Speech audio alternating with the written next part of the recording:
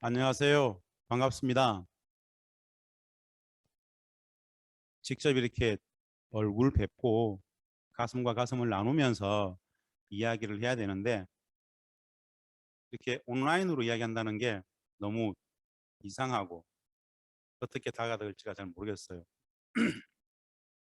한반도 평화학교 함께 해주시는 여러분들 진심으로 반갑습니다. 소중한 인연이라고 생각하고요. 저에게 주어진 시간 동안 우리가 잘 몰랐던 남과 북의 교류, 협력의 상징이었던 평화의 상징이었던 개성공단에서의 여러 이야기들을 좀 나누려고 합니다. 이것도 인연이죠. 11월부터 2월까지 약 3개월 정도 바쁜 일상을 쪼개가지고 지금 이런 강의 듣고 나중에 같이 여행 다니고 가실 텐데 성우분의 여러 학생분들 좋은 인연들 많이 만나시기 바랍니다. 여러분들이 선택해서 통일평화교육 함께 하는 거니까요. 좋은 인연 만들었으면 좋겠습니다. 저는 화면에 이렇게 나가지만은 여러분들의 얼굴은 저쪽을 통해서 볼 수 있어요. 한 명 한 명 반가운 마음에 이름 한번 불러보고 싶은 마음이 있어가지고 이름 한번 불러보겠습니다. 괜찮겠죠? 1조의 박수진님, 유효연님, 마르조나님 반갑습니다. 마르조나님은 외국 출신 같아요.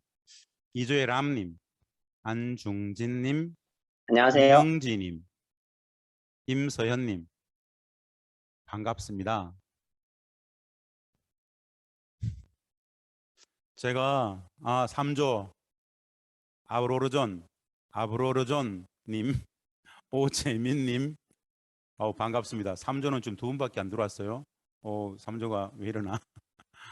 4조 김서현님, 멘토 이은혜님 빼고 4조 아자리아님, 이한조님 반갑습니다.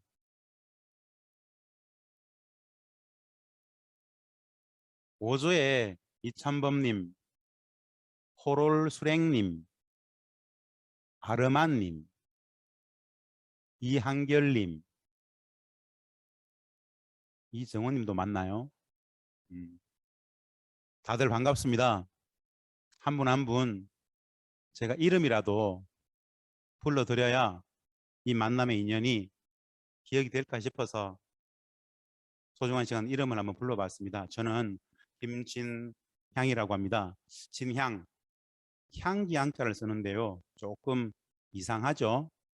전혀 이상하지 않습니다. 북측에서 제가 오랫동안 살 때, 개성에서 살 때 진향이라는 똑같은 이름들을 많이 발견했습니다. 다만 모두 여성이었어요. 다 여성이었었는데요.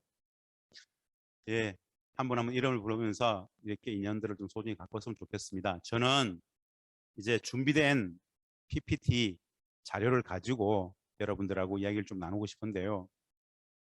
우리 뭐 한국이 국적인 학생들도 있고 외국 국적의 학생들도 같이 있습니다. 고맙고 감사한 게 평화 문제, 한반도의 평화 문제, 통일 문제에 대해서 관심을 갖고 있다는 것만으로도 저는 진심으로 고맙고 감사합니다. 원래 저는 북한 통일 문제를 전공한 학자입니다.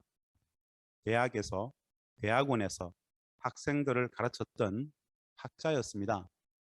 그러다가 통일 평화 문제에 전착해서 소위 말하는 청와대 아시죠? 청와대에서 노무현 대통령을 모시고 5년간 남북관계나 대북 평화정책들을 수립하고 국책과 협상하고 이런 경험들을 갖고 있습니다. 마찬가지로 북측을 연구했던 학자의 입장에서 북측에 대한 더 심도 깊은 연구 공부를 위해서 직접 북측 땅인 개성공단에 들어가서 북측과의 여러 많은 협상들을 직접 하기도 했었습니다. 북한 학자로서 대북 정책을 만들고 평화 정책을 만들고 협상을 했던 독특한 경험을 가지고 있는데요. 오늘 저는 이 강의를 들으시는 학생들한테 평소에 이 적대적 분단 체제죠. 남과 북이 적대적 관계 속에서의 분단 상황 속에서 잘 듣지 못했던 평화의 이야기, 그 상징으로서의 14년간 남과 북이 함께 생활했던 개성공단에서의 이야기들을 좀 들려드리려고 합니다. 평소에 이런 영역은 잘 접할 수가 없었죠. 그래서 이제 찬찬히 이 말씀을 드리는데요. 제가 학생들에게 청년들과 이런 강의를 할 때 꼭 먼저 드리는 이야기가 있습니다. 외국인 학생들도 마찬가지겠지만 사실은 국내 우리 대한민국을 살아가는 청년들 또한 마찬가지로 이 영역에 대해서 깊이 있게 제대로 온전히 배워본 적이 없어. 누가 가르쳐 주지 않아요. 제가 한번 툭 질문을 던져볼게요. 문제의식입니다. 여러분. 단도직입적으로 질문합니다. 우리 대한민국 남한에게 북한은 적입니까? 동포입니까? 질문이 굉장히 어렵죠. 적일까요? 동포일까요? 정답은 말입니다. 적이기도 하지만 동포이기도 합니다. 왜 적이지만 동포일까요? 좀 더 직접적인 질문 한번 던져보겠습니다. 여러분, 북한은 왜 우리에게 적이죠?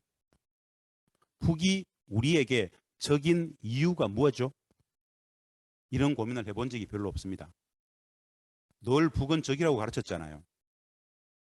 enemy, 적이에요. 근데 왜 적이죠? 제대로 설명할 수 있습니까? 단순하죠. 우리가 지금 남과 북이 분단되어 있죠. 분단의 본질적 속성, 성격이 전쟁적 상태, 전쟁이 안 끝났기 때문에 북은 적입니다. 정치, 군사적으로 enemy.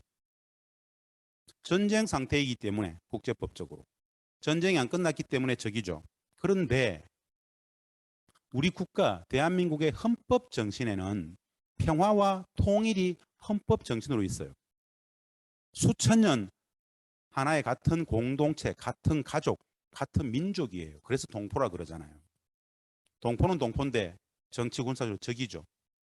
이런 문제에 대해서 깊이 있게 고민해 본 적이 별로 없습니다.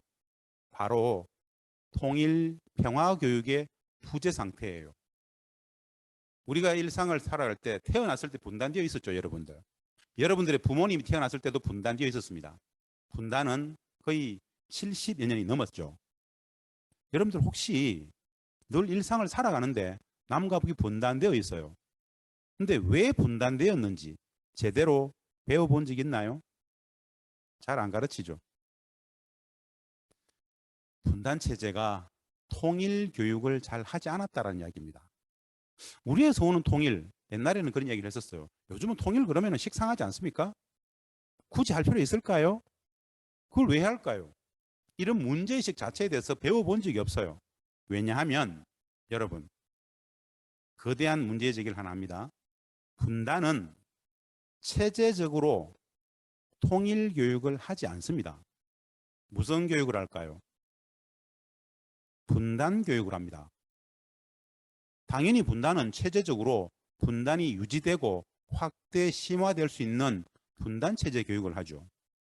진짜 헌법적 가치인 평화와 통일을 이야기하려면 남과 북의 화해를, 협력을, 나눔, 배려, 관용, 포용, 화해의 사랑의 가치를 이야기해야 됩니다. 그런데 분단 체제는 북을 구조적이고 체제적으로 그냥 적이라고 그래요. 나쁜 놈들, 찌질한 놈들, 루저들이라고 일반화해서 가르치죠. 북은 적이야, 나쁜 놈들이야, 찌질한 놈들이야, 루저들이야, 혐오를 심어놓고 평화나 통일을 이야기하는 것이 온당할까요? 논리적으로 맞지 않죠. 총체적으로 분단 체제는, 이 분단은 우리들에게 구조적으로 통일 교육을 온전히 한 적이 없습니다. 여기에서 문제가 생기게 되었습니다. 비극의 시작인데요. 문제 제기입니다. 여러분, 통일이란 말을 들으면 어떤 기분이 드시나요? 여러분들은 통일이란 말을 들으면 어떤 기분이 드시나요? 별로 관심 없죠? 왜 관심 없는 줄 아세요? 여러분들에게 통일을 관심 있게 이야기해 준 사람이 아무도 없습니다. 통일의 실체적 개념을 이야기해 준 사람도 없잖아요. 평화 번영, 평화 공존, 우리 국민들의 행복을 만들어낸다, 청년 실업을 만들어낸다, 양극화를 해소한다, 우리가 안고 있는 참으로 많은 어려움들을 평화의 공존, 공의 과정 속에서 다 구현할 수 있다, 이런 이야기를 하면은 누가 통일을 반대할까요? 분단은 체제적으로 통일 교육보다는 반통일 교육, 분단 교육을 했죠. 통일의 개념조차 안 가르쳤지 않습니까? 마찬가지로 북한은 어떤 것 같아? 여러분, 북한은 어떤 것 같습니까? 나쁜, 찌질한, 폐쇄적인, 변덕스러운, 비협조적인 이런 이미지들. 분단 체제는 북한을 혐오의 대상으로, 악으로 악마화했죠. 조금 이상하죠. 평화와 통일을 헌법 정신으로 이야기하고는 있는데 왜 북을 이렇게 악마화할까요? 분단 체제의 불편한 진실들입니다. 문제의식을 한번 가져보시기 바랍니다. 제대로 된 교육을 하지 않았던 영역. 여러분들에게 이 부분은 그래서 굉장히 혼란스러운 영역입니다. 온전히 제대로 단 한 번도 제대로 된 통일 교육을 하지 않았다. 지금도 마찬가지입니다. 그 문제의식을 가지고 말씀을 드리는데요. 오늘은 제가 이 짧은 시간 동안 분단이니 통일이니 평화니 그 개념들 여러 다양한 강의들을 들으셨을 것이기 때문에 개성공단 이야기에 집중하겠습니다만은 불편한 진실로서 분단 체제가 온전한 평화교육, 통일교육의 부재를 낳았었구나라는 정도로 문제의식을 던집니다. 중요한 것은 말입니다. 우리가 인식하든 인식하지 못하든 알든 모르든 관계없이 우리가 삶을 살아가는 이 분단이라는 것이 국민 불행의 구조적 근원, 국민 불행의 뿌리다라는 것만 한 가지 꼭 기억해 두시기 바랍니다. 예, 문제의식입니다. 통일교육의 부재. 분단체제는 통일교육을 하지 않았다. 분단체제는 분단교육을 했다. 여러분들 들어보셨죠? 요즘 청년들은, 요즘 대학생들은 통일 문제에 대해서 관심이 없어 라고 이야기하는 거. 저는 그런 말을 들을 때마다 분노심이 치밉니다. 왜 분노심이 치미느냐? 구조적으로, 체제적으로 온전한 제대로 된 통일 교육을 단 한 번도 한 적도 없으면서 통일의 필요성을, 통일의 과정을, 절차를, 방법을 매우 쉬운 그 이야기를 아무도 해주지 않고 나서 사실은 반통일을 가르쳐 놓고 북에 대해서 혐오를 가르쳐 놓고 거짓 담론인 통일 비용론이나 만들어 놓고 그런 걸 가르쳐 놓고 청년들에게 통일에 대해서 관심이 없다라고 이야기하는 것은 이율배반이죠. 그래서 청년들에게 이 통일 문제를 이야기할 때마다 매우 죄송스럽고 민망합니다. 분단이 구조적으로 통일 교육을 하지 않았다. 그것을 넘어서고자 온전한 인식, 진실, 진리, 사실관계들을 공유하고자 오늘 이런 시간들을 여러분들하고 나누고 있습니다. 하나의 문제의식으로 던졌습니다. 통일교육 부재. 사실 통일도 모르고 분단도 모르고 북에 대해서도 전혀 모르죠. 왜냐? 안 가르쳤기 때문에. 총체적 북맹. 북맹이라는 말씀은 들어보셨습니까 혹시? 문맹, 큰 맹은 아시잖아요. 북맹은 북에 대한 무지를 북맹이라 그럽니다. 분단이 구조적으로 북맹을 온 국민들에게 일반화시켰다라고 해도 과언이 아닙니다. 문제의식을 던졌습니다. 진실을 찾아가는 과정 속에서 관심 가지시고 한번 들여다보시기 바랍니다. 이건 여러분들 배우셨죠? 영상을 통해서 배우셨죠? 평화 공존, 평화 번영, 평화의 수십 년 과정, 평화의 수십 년 과정 전체를 통일로 봅니다. 통일은 사건이 아닙니다. 평화의 오랜 과정, 그것이 사실은 통일이거든요. 민족 공동체 통일 방안, 남과 북이 이미 합의했던 통일 방안, 이런 부분들에 대한 인식, 통일 비용론은 허구다. 통일에 비용이 들지 않는다. 오히려 남과 북이 무궁번영한다. 개성공단에서 14년간 남과 북이 경제협력을 해봤는데 어마어마하게 경제적 부가가치들을 창출하더라. 통일비용론은 반통일 담론으로서 한반도의 남과 북의 통일 평화를 반대하는 세력들이 만들어낸 거짓 허구적인 반통일 이데올로기다. 그런 정도는 여러분들이 꼭 인식을 했으면 합니다. 평화공존, 평화번영의 과정에 통일비용 들지 않습니다. 이런 기본 개념들은 우리가 인식할 수 있어야 되기 때문에 말씀을 드립니다. 예, 통일 방안 넘어가겠습니다. 북맹 제가 말씀드렸는데요. 이런 이야기들도 사진들도 왜 정치 지도자 김정은 위원장이 연설을 하는데 이 주민들은 함께 눈물을 흘릴까요? 왜 눈물을 흘릴까요? 우리는 보편적으로 이런 모습을 보면 그냥 다 세뇌 당했다라고 듣죠. 예?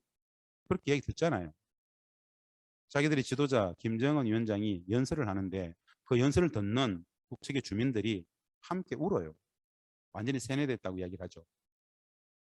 그렇게 우리가 세뇌되진 않았을까요? 우리는 북을 진짜 모르잖아요. 그냥 혐오의 대상으로만 늘 들었어요.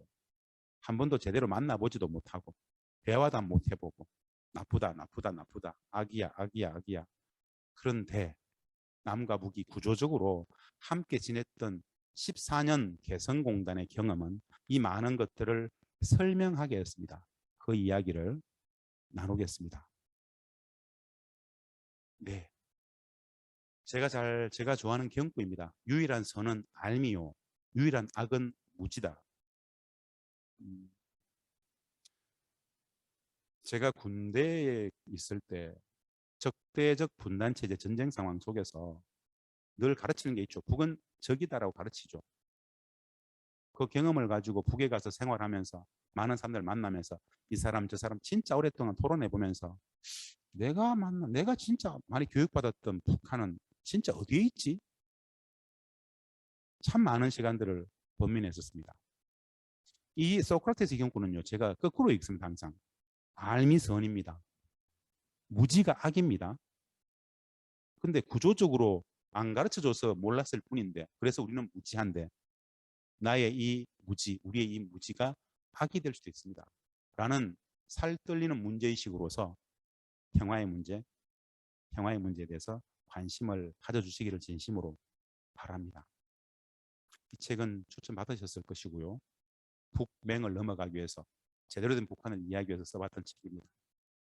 예, 이제부터 오늘 주제인 개성공단과 한반도 평화 개성공단 얘기 좀 드리겠습니다. 주로 저는 사진을 보여드릴 겁니다. 사진. 여러분, 개성공단은 보이시죠? 우리 대한민국이, 우리 남측이 북측에게 제안했던 경제협력 사업입니다. 남측의 자본과 기술이 들어가서 북측의 토지와 노동력이 만난다. 우리가 북에게 엄청나게 오랫동안 경제협력을 요청했어요. 왜 했는가? 돈 벌려고 했을까요? 아닙니다.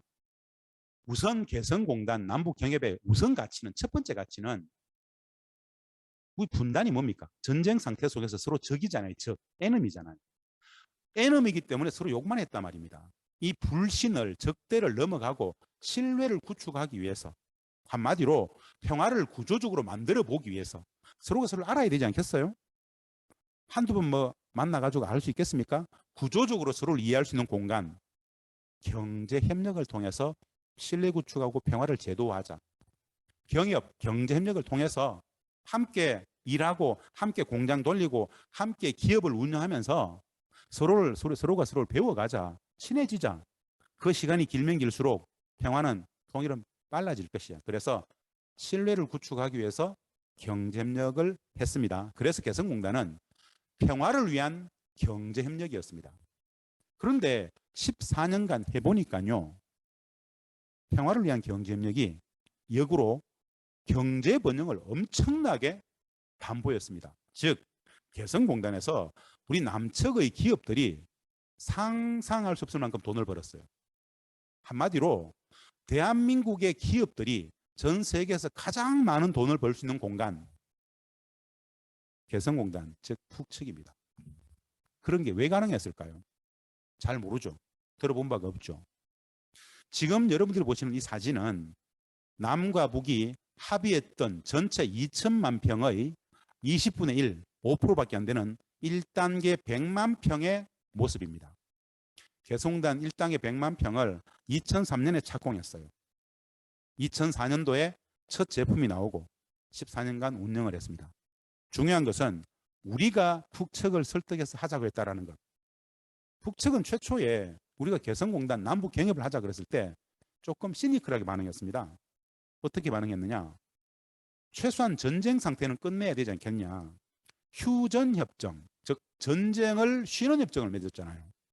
공식적으로 전쟁을 종식하고 전쟁을 끝내고 평화협정을 체결하면 남북 경협뿐 아니라 다른 모든 것들을 자유롭게 완벽히 마음대로 할 수 있지 않느냐. 일단은 전쟁을 좀 끝내자 라고 주장했고요. 우리는 조금 난감했어요. 왜 난감했는가? 여러분 아시죠? 이제 한국전쟁 그 휴전협정의 조인 주체로서 우리 대한민국이 빠져 있어요. 휴전협정의 주체가 북한, 미국, 중국이죠. 사실은 북한과 미국이 협정의 주체라고 볼 수 있습니다. 우리는 빠져 있어요. 그래서 휴전협정 폐기하고 평화협정을 만드는 협상의 주체가 아니에요. 북측은 공식적으로 전쟁을 끝내고 평화협정을 체결하면 다 할 수 있다. 평화협정을 체결하자. 종전하고 평화협정을 체결하자고 강하게 요구를 하는데 미국은 종전 평화협정에 별로 관심이 없어요. 할 생각도 없었어요. 그러니까 우리는 주체가 못 되죠. 종전 평화협정을 할 수가 없었죠. 그래서 북측에게 설득을 했습니다.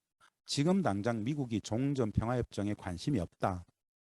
남과 북이 상호 신뢰 구축을 하다 보면 그 힘으로 미국을 추동해서 종전하고 평화협정도 체결할 수 있다라고 하면서 남북 경협을 강하게 제안해서 결국 북측이 종전 평화협정보다 먼저 그러면은 남북 경협을 해보자라고 했던 사업이 개성공단 사업입니다.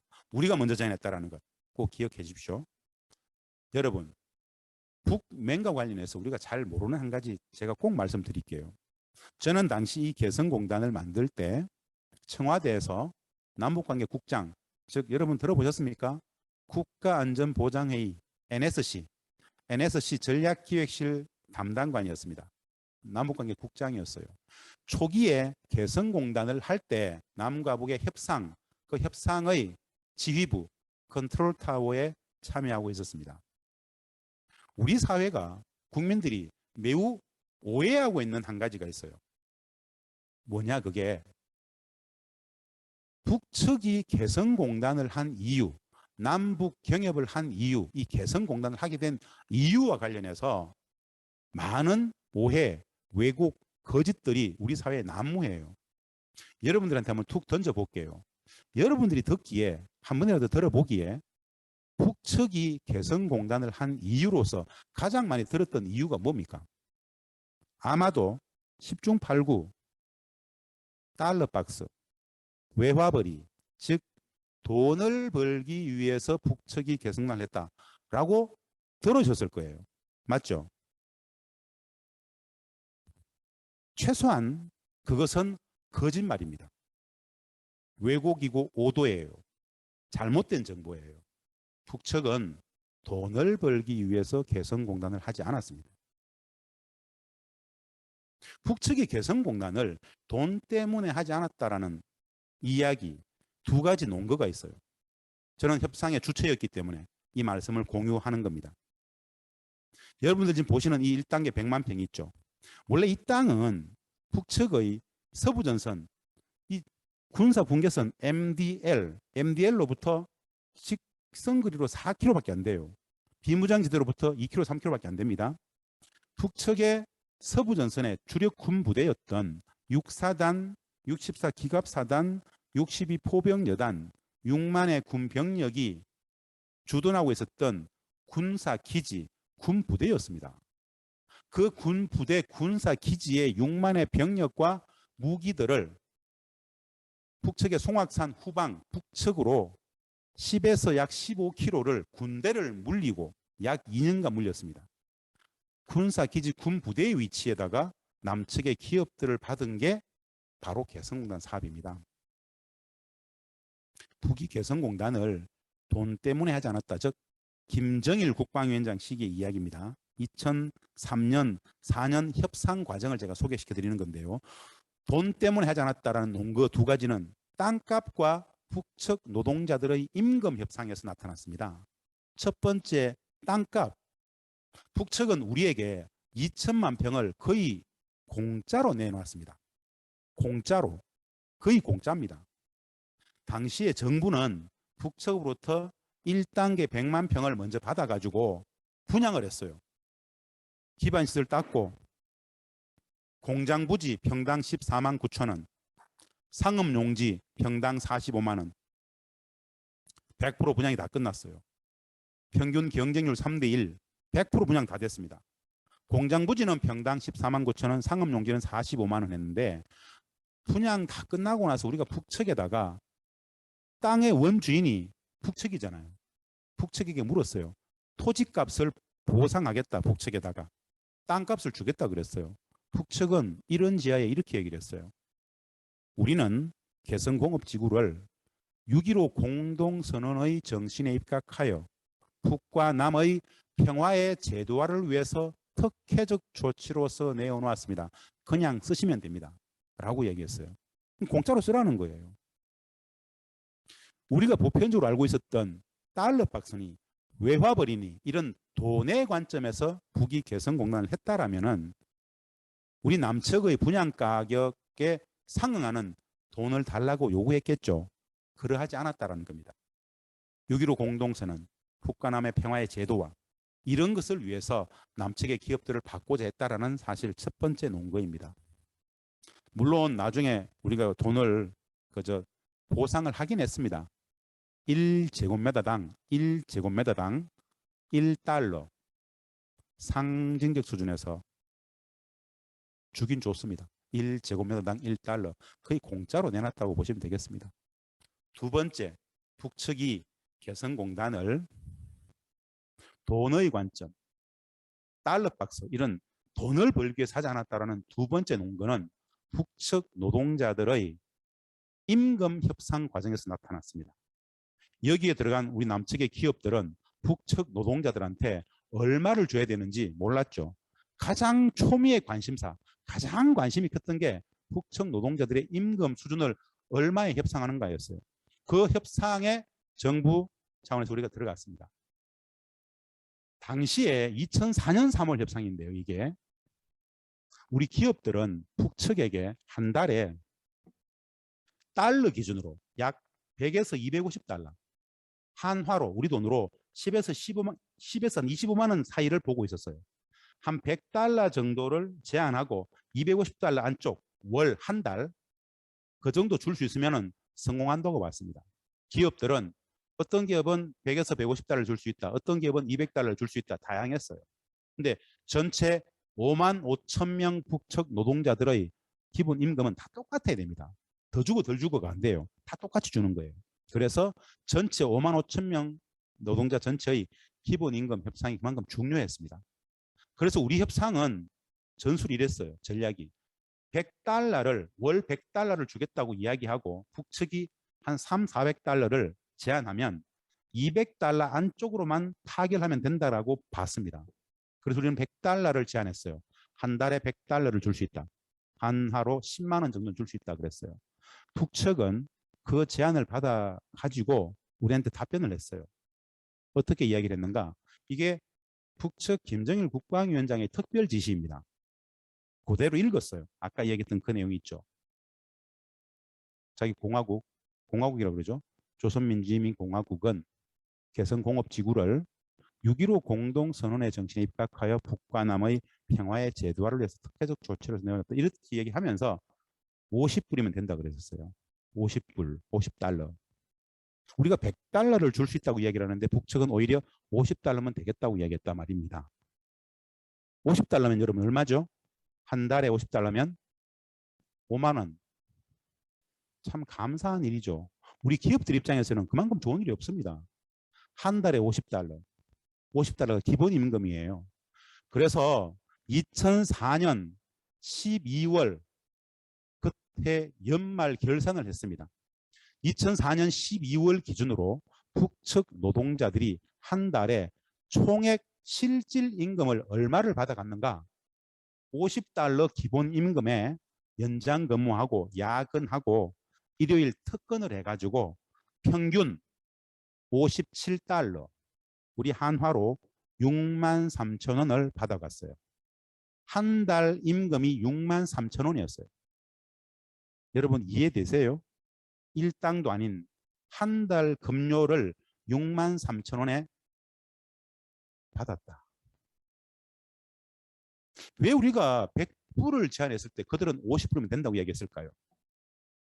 자본주의적 가치 프레임, 인식에 젖어 있는 우리의 입장에서는 이거 도무지 이해 안 되죠. 매우 몰가치적이고 몰상식적이죠. 자본주의 사회 경제의 프레임과 패러다임, 그 윤리 도덕의 기준에서는 몰가치적이지만 그들의 인식 기준, 사회주의 노동에서는 그것이 몰가치적이 아닐 수 있습니다. 사실은 이게 다름이란 겁니다. 남과 북은 체제와 제도로서 다름이 적지 않죠. 이 강의를 들으시는 사회주의 국가 내지는 사회주의 국가의 경험 있는 외국인 청년들은 혹 이해할지 모르겠습니다. 사회주의에서 사람의 노동은 임금과 같이 교환되지 않죠. 사람의 노동은 사고 팔지 않습니다. 고전적 사회주의에서는 그렇습니다. 이런 다름들에 대한 이해만 조금 있으면 이런 문제를 볼 수 있는데 우리는 단 한 번도 그런 경험들을 해볼 수가 없었죠. 중요한 것은 현실로 돌아와서 말입니다. 북측은 애초부터 개성공단을 돈의 관점, 달러박스의 관점에서 하지 않았다라는 말씀을 제가 지금 드리는 거예요. 그런데 제가 북맹을 말씀드렸는데요. 적대적 분단체제, 전쟁 상황 속에서 개성공단을 계속 네거티브하게 부정적으로 인식을 확대시키고 했던 세력들은 이런 이야기보다는 개성공단의 부정적인 이야기들만 침소봉대해서 굉장히 많이 설파했습니다. 이 두 가지 상징적인 사건을 제가 말씀드리는 이유는 다른 게 아닙니다. 우리가 알고 있는 남북관계, 우리가 알고 있는 개성공단 이야기가 일상적으로 비틀어지고 왜곡되게 거짓되어졌다는 이야기를 하고 싶은 겁니다. 이 정도로 제가 개성공단 말씀드리면서 이제는 사진들을 보면서 개성공단에서 14년간 남과 북은 어떻게 친해지고 어떻게 하나가 되어갔는지를 말씀드리고자 합니다. 평화를 위한 경제협력이었어요. 그런데 해보니까 엄청난 경제적 부가가치도 창출되었다는 말씀 드렸죠. 그 이야기입니다. 이 사진은 2007년도에 14선언이라고 있습니다. 2007년 14선언 당시에 평양 가셨다가 서울로 귀환하시던 길에 우리 노무현 대통령께서 개성을 들리셔서 이런 방명록을 남기셨어요. 이렇게 쓰셨어요. 여기 개성공단이 바로 남과 북이 하나가 되는 현장입니다. 민족의 운명을 개척하고 있습니다. 열심히 합시다. 노무현 대통령께서 남과 북의 노동자들 앞에서 이런 연설을 했습니다. 여러분들은 자긍심을 가져주십시오. 여러분들은 분단의 역사를 평화의 역사로 바꾸고 계시는 민족의 운명을 개척하고 있습니다. 여러분들이 만드는 제품은 단순한 제품이 아닙니다. 여러분들은 평화의 제품을 만들고 있습니다. 여러분들이 평화를 만들고 있습니다. 자긍심을 가져주십시오. 참 감동적인 연설이었었는데요. 맞죠? 70년 분단의 역사를 평화의 역사로 바꾸어 가고자 했던 사업이 바로 개성공단 사업입니다. 돈도 벌고 평화도 만들자. 그래서 평화 프로젝트이고 경제 프로젝트였다라는 건데요. 사진들을 좀 보겠습니다. 개성공단이 이렇게 해가 동이 토입니다. 저는 개성에서 4년간 직접 근무했습니다. 수많은 시간들을 북측 사람들과 함께 부대끼고 토론하고 논쟁하고 술도 많이 마셨습니다. 밤새 술도 많이 마셨습니다. 수많은 사람들하고 토론도 많이 했습니다. 북측의 관료들, 북측의 노동당 당원들, 북측의 주민들. 참 주마등처럼 지나가는 시간들인데요. 지금은 꿈 같지 않습니다. 현실입니다. 다시 못하고 있을 뿐이죠. 남측에서 개성동 입구에서 통행검사소 차량이 쫙 줄 서 있죠. 하루에 2, 3천 대의 차량들이 군사 봉계선을 들락날락하면서 개성공단을 들락날락하면서 원부자재를 싣고 들어가고 그 차량이 어제 만들어둔 완제품을 싣고 나옵니다. 파주, 문산 가까운 데 계시는 분들은 출퇴근도 했었습니다. 매일같이 군사 봉계선을 넘어서 북측당 개성에 가서 일을 하고 퇴근을 합니다. 이게 평화예요. 여러분, 평화라는 게 거창한 게 아닙니다. 통일이라는 게 거창한 게 아닙니다. 그냥 이렇게 한번 생각해 보세요. 남과 북이 만나서 친하게 즐겁게 지내는 것, 친해지는 것. 왜 싸우죠? 왜 싸워야 되죠? 누가 싸우게 하죠? 이 분단은 누구를 위한 분단일까요? 남과 북, 우리의 분단이긴 한데 진짜 이 분단의 기원, 분단은 누구를 위한 것일까요? 왜 남과 북은 70년 전쟁 상태를 계속 유지해야 되죠? 대한민국 대통령과 북측의 김정은 위원장이 2018년 4.27 판문점 선언에서 올해 안에 종전선언하고 올해 안에 평화협정을 체결하자라고 3년 전에 약속 합의를 했는데 왜 그것을 지키지 못했을까요? 남과 북이 합의했는데 왜 실천 못했을까요? 왜 미국은 종전평화협정을 반대하죠? 왜 미국은 개성단 재개를 반대하죠? 왜 미국은 금강산 관광도 반대하죠? 이런 문제의식을 깊이 있게 고민해 본 적이 없으시죠? 평화와 번영이 국민의 행복이고 국익인데 왜 우리는 한미 관계 속에서 눈치 보고 실천을 못하죠? 근본적인 질문입니다. 근본적인 질문인데요. 수천 대의 차량들이 개성공단을 출퇴근하고 원부자재가 들어가고 완제품이 나왔습니다. 통행검사소 차량들의 모습이고요. 여러분, 상식적으로 알고 계십시오. 2007년도에 이미 남과 북 경의선 철도 아시죠? 서울, 개성, 평양, 신의주 그리고 북경 베이징까지 가는 것. 경의선 철도는 이미 2007년도에 연결이 되어 있습니다. 2007년도에 참여정부 당시에 말입니다. 노무현 대통령 당시에 매일 우리 남측의 문산에서 개성 봉동역까지 왕복 2회 했습니다. 매일 다녔습니다. 개성공단의 물류가 커지게 되면 철도를 통해서 빼려고 시험 운행을 약 엄청 오래 했었습니다. 물론 이명박 정부 들어와 가지고 그것도 우리가 스톱시켜버렸는데요. 알고 계실 필요가 있어서 말씀드렸습니다. 5만 5천 명의 북측의 노동자들이 개성공단에 출퇴근했습니다. 약 3천 명의 북측 노동자들이 자전거로 출퇴근했고요. 나머지 5만 2천 명은 우리 개성공업지구 관리위원회, 제가 4년간 개성공업지구 관리위원회 관리위원장을 했습니다. 재단 이사장이죠. 우리 재단이 운영했던 출퇴근 버스를 5만 2천 명이 활용하면서 출퇴근을 했습니다. 북측 노동자들의 출근 시간입니다. 약 5만 5천 명이 말입니다. 오후 6시부터 8시 사이에 쭉 퇴근하고 아침 7시부터 9시 사이에 2시간 정도 쭉 들어옵니다. 그 광경을 높은 곳에서 보고 있으면 진짜 감동스럽습니다. 백문이 불여일견이죠. 백견이 불여일행입니다. 직접 만나서 대화를 해봐야 됩니다. 들어서 책에서 뭐죠? 우리가 듣고 보고 익혔던 것. 적대적 분단체제, enemy. 북은 정치 군사적으로 enemy, 적일 뿐인 상황 속에서의 이미지였어요. 그 적대적 관계를 넘어서기 위해서 직접 남과 북의 주민들이 만나가지고 함께 생활을 해봤는데 싸울 일이 하나도 없어요. 진짜 비슷하고 진짜 비슷해요. 5천 년간 함께 살았던 가족, 공동체, 동포가 이런 것인가를 직접 느낄 수 있어요. 개성에 들어왔던 북측의 노동자들은 특별히 선발해서 온 사람들이 아닙니다.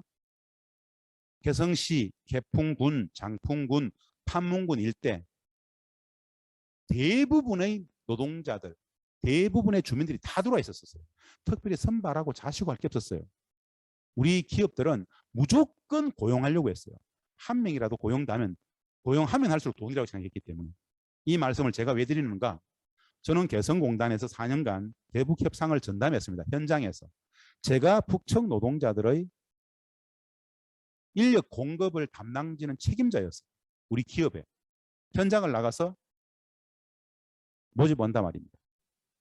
개성시에서는 말입니다. 1년에 약 3,000명 정도의 노동력이 나옵니다. 졸업생, 군대에 제대한 사람들 평균 3,000명 정도 나옵니다. 현장을 가보면 압니다. 그런 노동력 공급을 담당했었기 때문에 이런 말씀을 드릴 수 있는 겁니다.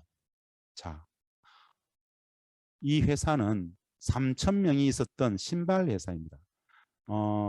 남과 북이 함께 일을 합니다. 14년간 남과 북이 같은 공장에서 같은 기업에서 사무실에서 같이 함께 일을 해요. 어떤 일이 발생할까요? 그냥 친해집니다. 간혹 가다가는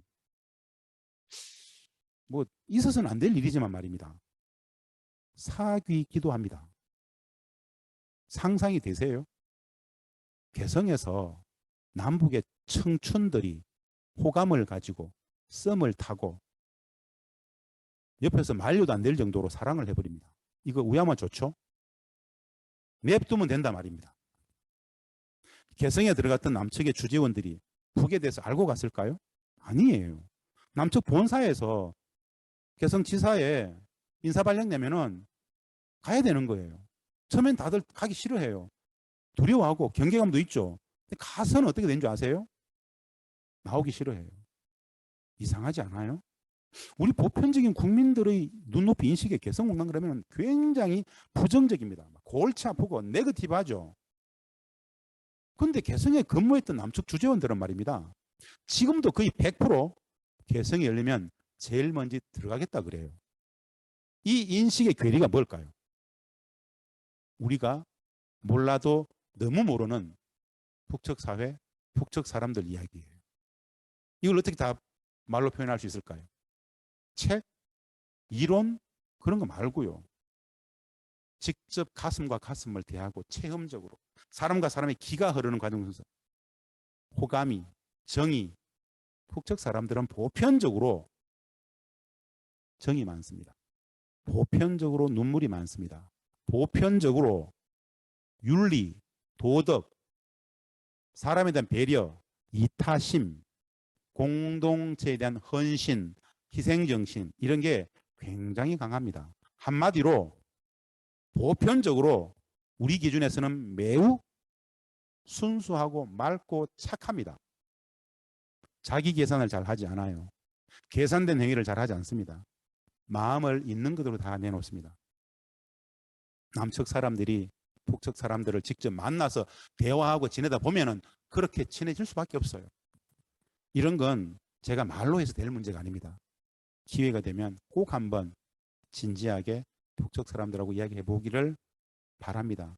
여행을 가게 되면 대화해 보시고 할 필요가 있습니다. 학생들 학용품 개성에서 많이 만들었습니다. 같이 일하면서 말입니다. 개성에서 남측에서 유통되어지는 전체 의류의 약 35%. 우리가 입었던 모든 속옷, 란젤이 있죠. 모든 속옷, 란젤의 약 85%, 90%가 개성에서 나왔습니다. 다 메이드 인 코리아입니다. 우리 학생들 교복 있죠. 혹 이 강의를 들으시는 분들이 5년 전 이전에 중학교를 다녔으면 고등학교를 다녔으면 다 개성에서 만든 교복을 입고 다녔을 확률이 높습니다. 학생들 교복의 약 30%가 개성에서 나왔습니다. 북측 노동자들이 만들었습니다. 교복을 만드는 업체인데요. 다품종 소량 생산의 최익수입니다. 북측 사람들은 일을 진짜 잘합니다. 우리처럼 일을 잘해요. 똑똑합니다. 매우 자기 표현력이 굉장히 강합니다. 이건 직접 대면해 봐야 되는데요. 굉장히 맹랑하고 자기 표현력 좋고요. 농담도 진짜 잘합니다. 농담을 잘해요. 우리가 북측 그러면 어떤 이미지가 있습니까? 억압, 폭압, 통제 뭐 이런 단어를 거의 바로 연상시키시죠. 그렇게 다 교육받았잖아요. 체제적으로 그렇게 가르쳤잖아요. 진짜 그럴까요? 이런 게 바로 혼란이라는 겁니다. 혼란, 아노미. 분단이 구조적으로, 체제적으로, 일상적으로 가르쳤던 이야기를 제가 지금 그렇게 간단치 않습니다. 그게 다가 아니에요. 틀렸어요라고 지금 말씀드리는 거예요. 분단은 뭐죠? 당연하죠. 분단은 전쟁 상태잖아요. 전쟁 상태이기 때문에 북은 그냥 적일 뿐이죠. 나쁜 놈들, 찌질한 놈들 더 이상 이야기할 필요가 없잖아요. 그런데 이 적대적 전쟁 상황의 분단을 넘어서 진짜 평화를 만들기 위해서는 실제하는 엄존하는 북을 제대로 온전히 알아야 되는 것은 기본이겠죠.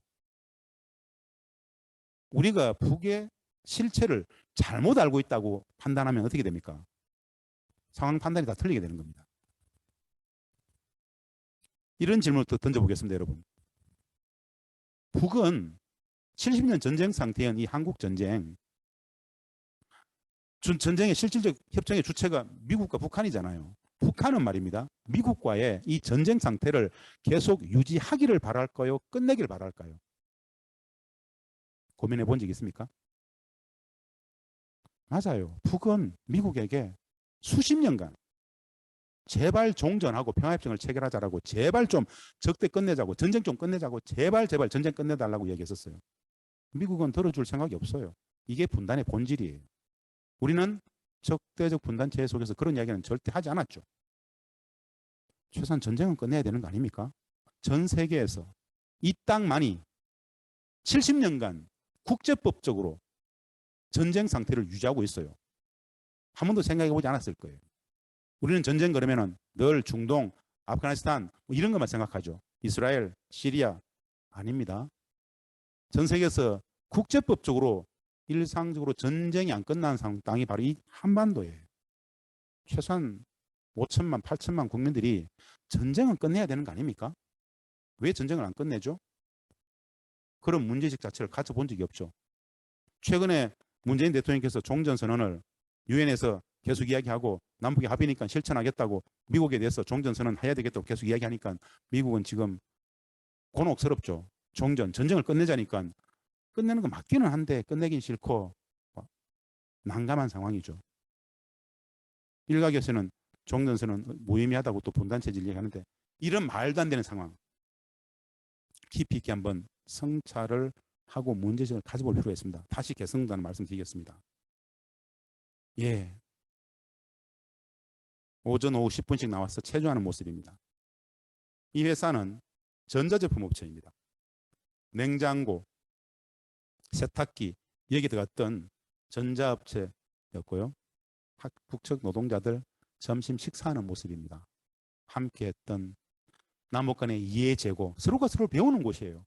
자본주의가 사회주의를, 사회주의가 자본주의를 배우고 남과 북이 남을, 남과 북이 섞여서 대화를 하잖아요. 1, 2년 지나면 말입니다. 남측 사람이 북측 말하고 있고 북측 사람이 남측 말하고 있어요. 우리가 상호간에 그럴 때 북측 사람들은 호상간에 그러거든요. 우리가 당연히 그럴 때 북측 사람들은 응당이라 그래요. 섞여서 대화하다 보면 나중에 되면 이 언어라는 게 참 재밌어요. 상대방을 이해시키고 배려하려고 하잖아요. 그래서 부지불식간에 남측 사람은 북측의 단어를 써요. 북측 사람들은 또 남측 사람을 배려한다고 남측의 단어를 써요. 섞여서 말 이야기하다 보면은 누가 남측이고 누가 북측인지 몰라요. 그게 바로 평화가 매일매일 만들어지고 기적처럼 통일이 만들어지던 개성공단 14년의 역사였어요. 여러분, 남측이 북측을 설득해서 만든 게 개성단이었죠. 누가 닫았을까요? 몰라. 대부분 모를 거예요. 왜 닫았을까요? 몰라. 우리가 일방적으로 닫았죠. 4시간 만에 닫았습니다. 4시간 만에. 4시간 만에 닫았어요. 4시간 만에. 14년의 역사를 정부가, 당시에 박근혜 대통령이 4시간 만에 그거 닫으세요 해서 발표하고 치워버렸어요. 참혹한 이야기인데요. 개성 이야기 다시 돌아가겠습니다. 김태희 씨가 남측의 유수의 패션 모델들하고 개성 와서 패션쇼를 했어요. 거의 뭐 떠들썩했습니다. 누구에게? 북측 사람들한테. 남측의 자본주의의 최맹아인 패션쇼를 구경하게 됐어요. 북측도 다 찍어가지고 자기들만의 패션쇼를 또 해요. 이게 문화의 상호 교호작용이잖아요. 처음에 남측 사람들이 염색하는 거를 북측 사람들은 진짜 싫어했어요. 머리 염색하는 게 있죠. 극도로 싫어했었어요. 어떻게 사람이 머리에다가 이렇게 색깔을 입힐 수 있냐고, 말도 안 된다고, 그건 있을 수 없는 일이라고 그랬던 북측 사람들이 한 2, 3년 지나니까 자신들도 염색을 해요. 이게 바로 문화의 상호 교호작용이라는 거예요. 어떻게 하겠어요? 함께 지내면 서로 것을 배워가는 거예요. 옳고 그름이 없어요. 맞고 틀림이 없어요. 선악이 없어요. 다름과 차이가 있을 뿐이에요. 서로 배우는 거예요. 그렇게 개성에서 14년간 남과 북이 서로 것을 배웠다는 이야기입니다. 그게 평화였고 그게 통일이죠. 그 통일이 거창한 건가요? 아니잖아요.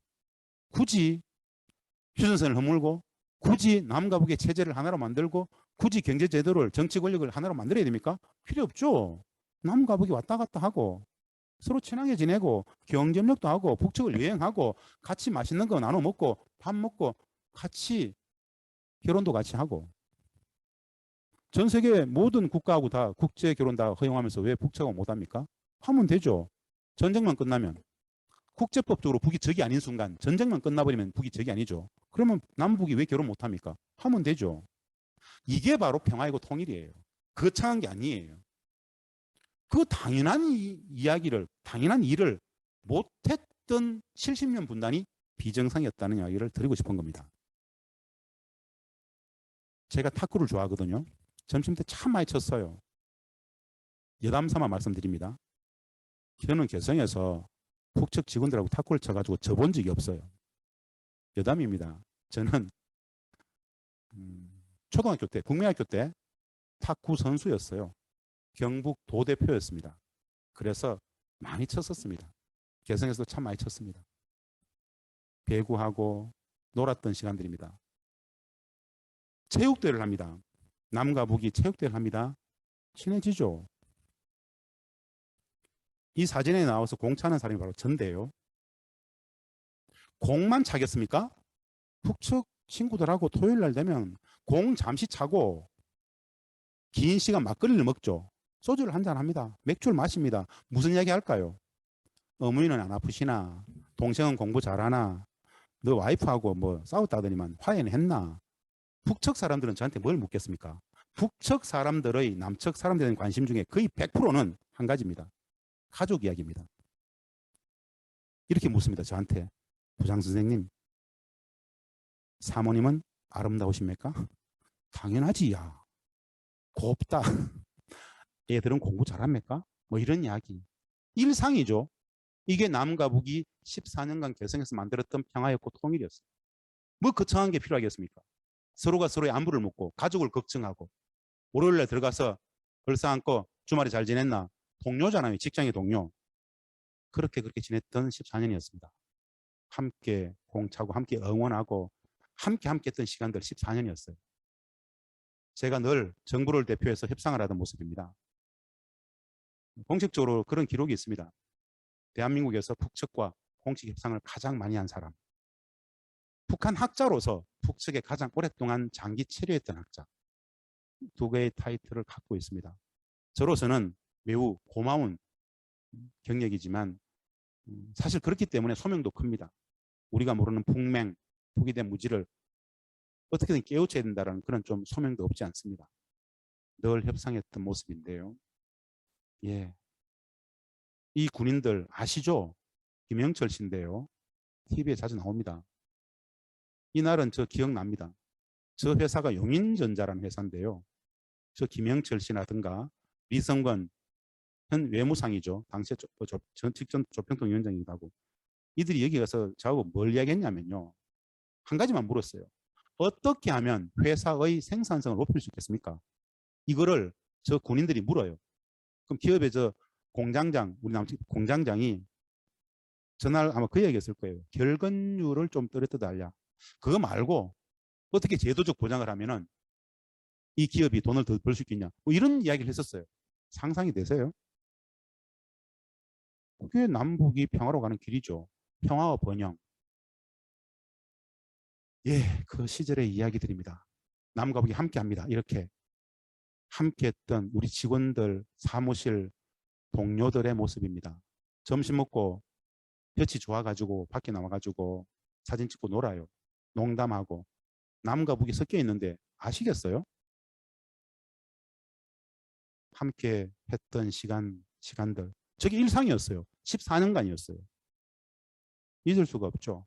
저게 현실이었는데 갑자기 설 연휴 쉬러 내려와 있었는데 덜컥 닫아버렸어요. 아무도 못 갔어요. 설 연휴를 쉬고 있었어요. 명절 쉬러 내려왔다가 못 들어간 거예요. 근데 우리 언론은 어떻게 하겠습니까? 개성난 닫은 과정을 그렇게 설명하지 않습니다. 갑자기 닫았어요, 그냥.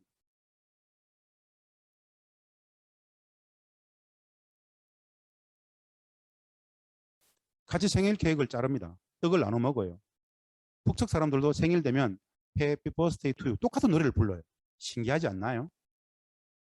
서로 생일을 챙겨줍니다. 선물도 주고받습니다. 뭐가 다를까요?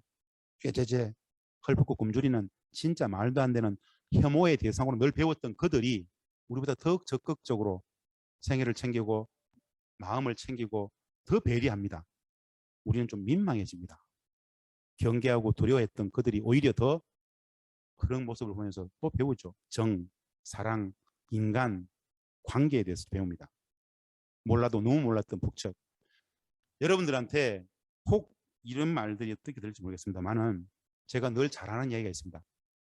적대적 전쟁 상황, 이 분단 체제는 동맹을 구조화시켰다 그랬죠. 그래서 우리가 아는 북한은 없을 수 있습니다. 아니, 우리가 아는 북한은 없다라고 전 자주 이야기합니다. 우리가 아는 북한은 뭡니까? 호시탐탐 적화약을 노리는 나쁜 놈들, 찌질한 놈들, 루저들이라고 전쟁적 상태 속에서 적이라는 분단 체제가 규정하고 가르쳤던 그 북, 그게 그렇게 간단치 않더라라는 이야기를 제가 말씀을 드리고 싶은데 여러분들에게 이런 이야기는 별로 잘 다가가지 않을 거예요. 좀 이상한 소리 하네 라는 정도로 다가가지 않을까라는 정도인데요. 14년 개성에서의 경험을 가지고 툭 던지는 북한 학자로서 북측에 가장 오랫동안 장기 치료했던 그 경험을 가지고 내지는 대한민국의 국가 관료로서 고위직에 있었던 사람으로서 북측과 가장 많은 협상을 했던 사람으로서 북맹, 북을 온전히 제대로 이해하는 것, 그것이 평화고 통일하는 첩경이다라는 생각에서 이 말씀을 드립니다. 함께 했던 개성에서의 시간들인데요. 남과 북이 함께 송년회를 했던 모습입니다. 송년회하면서 술 먹고 떠들고 같이 춤추고 저것이 바로 개성에서의 평화와 통일의 일상이었는데 적대적 분단 체제로 오면 저건 어떻게 보입니까? 북을 적으로 보는 사람들은 어떻게 적들과 저런 말도 안 되는 짓을 할 수 있으라고 비난을 줄 수 있습니다. 그런데 저희들은 한 가지 생각이 있습니다. 분단, 전쟁 상황이 국민 불행의 구조적 근원이다. 이 분단, 전쟁 상황을 넘어서 평화로 나아가는 것, 통일로 먼 통일로 나아가는 것, 평화공존, 평화번영이 국민 행복의 시금석이다. 평화와 번영이 국익이다. 그 평화와 번영을 위해서 현재의 분단, 전쟁 상태를, 질서를, 체제를, 제도를 넘어서 평화를 만들자. 분단을 넘어서 평화로 가자라는 목적의식이 있었기 때문에 북측과 교감하고 교류하고 화해하고 협력하고 나누고 사랑하고자 했다. 이게 바로 개성공단 14년의 역사였다라는 겁니다. 개성공단 이야기입니다. 이제 이걸로 강의를 끝내야 되는데요. 제가 매일 아침 개성에서 제일 먼저 갔던 곳이 있습니다. 타가소입니다. 개성공단에는 1살 미만의 영아가 항상 700~800명이 됩니다. 그만큼 여성 노동자가 많다는 뜻입니다. 올라가서 그 영아 타가들 오전에 전물리고 오후에 전물리고 우리 여성 노동자들 올라가죠. 늘 아침 오전에 가서 보고 오고 오후에 가서 보고 옵니다. 아이들을 볼 때 그렇게 행복했습니다. 이 아이들이 결국 평화로운 한반도 수십 년 후에 통일한국의 미래를 직접 담보할 아이들이겠구나. 지금 저 아이들이 이제 10살이 넘었을 겁니다. 8살, 9살, 10살이 됐겠죠. 저 아이들이 청년이 되었을 때 남과 북이 개성공단 같은 거 5개, 6개를 돌릴 수 있는 그런 상황이 됐으면 좋겠다라는 정도의 말씀을 드립니다. 이 많은 사진들은 말입니다. 시간이 없어서 다 설명을 못 드리는데요. 이 사진은 도라산 전망대, 여러분들 혹시 가실 수 있을지 모르겠습니다. 남측 도라산 전망대에서 바라보는 개성공단과 그 오른쪽의 개성 시내의 모습입니다. 노을이 지는 모습입니다. 저희들은 저곳에서 14년간 함께 북측과 지냈습니다. 평화와 통일을 매일매일 만들던 기적의 공간이었는데요. 그러면 여러분, 마지막으로 한 가지만 말씀드리겠습니다. 돈은 얼마나 만들었을까요? 남측의 기업들이 돈을 얼마나 벌었을까요? 이렇게 계산하십시오. 1을 투자하면 30을 가져온다. 한 달에 6만 3천 원 그랬죠. 2015년도에 가장 많이 줬을 때가 얼마인 줄 아세요? 우리 가장 북측 노동자들이 많이 줬을 때가 이렇게 생각하시면 됩니다. 보편적으로 우리 서울에서 남측에서 외국인 노동자 1명을 고용할 수 있으면 개성에서는 북측의 노동자 13명을 쓸 수 있습니다. 서울에서 1시간 거리밖에 안 돼요. 말이 통해요. 관세가 없어요. 세금이 거의 제로예요. 어마어마한 조건입니다. 근데 북측 노동자들은 일을 진짜 잘해요. 숙련 노동자들이에요. 직장을 옮기지 않아요. 고품질 퀄리티를 보장해요. 그래서 우리 기업들은 이런 이야기를 했습니다. 개성공단을 대체할 수 있는 공단은 전 세계 어디에도 없다. 개성에서 돈을 못 벌면 이미 그것은 기업이 아니다. 바로 우리 개성공단에 있었던 남측의 입주기업 사장님들께서 늘 하셨던 이야기. 어마어마하게 벌었습니다. 1을 투자하면 30을 가져온다. 경제적 관점에서 압도적 퍼오기의 대상이었단 말입니다. 사실은 제가 북측 사람들한테 이 경제 얘기를 하지 않습니다. 퍼주기니 포기니 우리 남측 사람들한테는 이야기합니다. 왜? 너무 많은 외국 오도 속에서 늘 퍼주기라고 이야기하니까 남북 경협은 100% 수십 배 퍼오는 것입니다. 그 의미를 제대로 이해할 필요가 있기 때문에 말씀을 드립니다.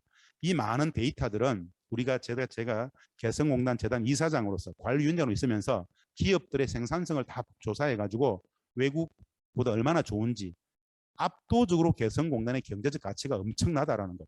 한국 경제의 구조적 저성장의 문제는 말입니다. 소위 말하는 수출 경쟁력이 떨어졌기 때문이에요. 중국이 제조업 경쟁력이 우리를 추월했어요.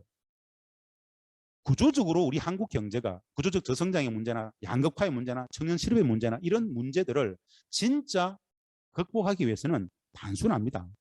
남과 북이 만나면 돼요. 14년간 개성공단에서 남북 경협을 해봤는데 개성공단 기업들의 기업 경쟁력은요. 타의 추정을 불허하는 압도적 우위를 가집니다. 평화도 담보하고 경제 번영도 담보한다. 우리 청년들의 가장 큰 문제가 뭡니까? 스펙을 그렇게 당군들의 최대 스펙으로 하는 청년들이 왜 취업이 안 될까요? 경제의 문제잖아요. 성장 파이를 키워야 되죠.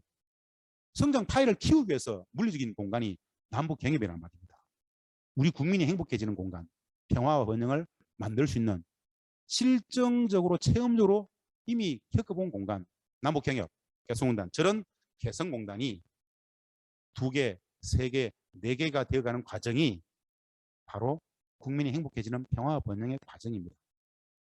우리는 일하고 싶다, 개성공단 재개하라 이런 이야기는 우리 기업인들이 늘 하시는 이야기고요. 이 많은 이야기들은 제가 이 이야기를 끝으로 저는 강의를 마치려고 합니다. 독일 통일 아시죠? 독일 통일의 주역 에곤 바흐라는 사람의 개성공단 평가입니다. 2005년도의 개성공단을 독일 통일의 주역이었던 에곤 바흐는 이렇게 평가했습니다. 이 에곤 바흐는 소위 말하는 독일 통일의 주역 빌리 브란트 수상 있죠. 빌리 브란트 수상의 동방정책 들어보셨죠? 동방정책을 설계하고 입안했던 사람입니다.